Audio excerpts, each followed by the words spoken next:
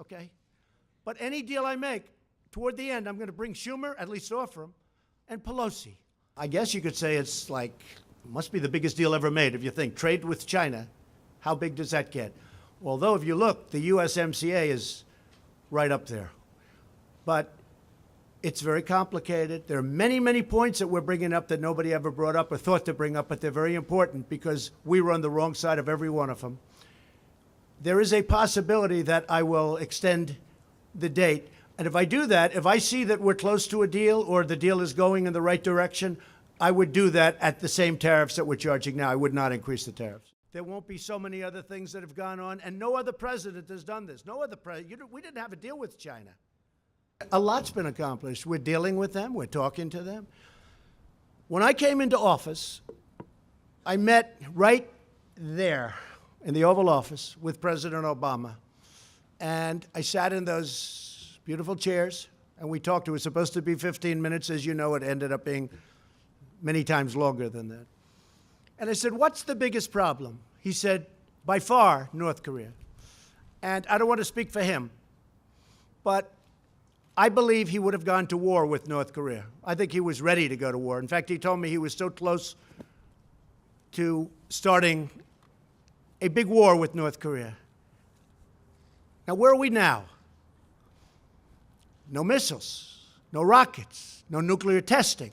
We've learned a lot. But much more importantly than all of it, much more important than that, is we have a great relationship. I have a very good relationship with Kim Jong-un. And I've done a job. In fact, I think I can say this. Prime Minister Abe of Japan gave me the most beautiful copy of a letter that he sent to the people who give out a thing called the Nobel Prize.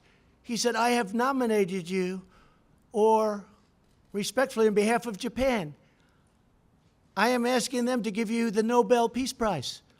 I said, thank you. Many other people feel that way too. I'll probably never get it, but that's okay. They gave it to Obama. He didn't even know what he got it for. He was there for about 15 seconds and he got the Nobel Prize. He said, oh, what did I get it for? With me, I probably will never get it. And Syria, we're going to go in and perhaps destroy 3 million people in order to get 45,000 terrorists. We do a lot of good work. This administration does a tremendous job, and we don't get credit for it. But I think the people understand what we do. So Prime Minister Abe gave me, it's the most beautiful five-page letter. Nobel Prize. He sent it to them. You know why? Because he had rocket ships and he had missiles flying over Japan.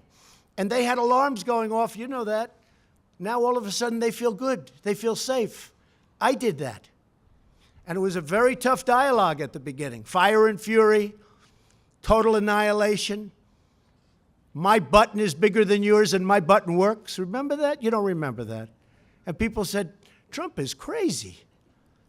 And you know what it ended up being? A very good relationship. I like him a lot and he likes me a lot. Nobody else would have done that. The Obama administration couldn't have done it. Number one, they probably wouldn't have done it. And number two, they didn't have the capability to do it. Bill, good luck. A tremendous reputation. I know you'll do a great job. Thank you very much. And thank you, everybody. Thank you very much. Thank you.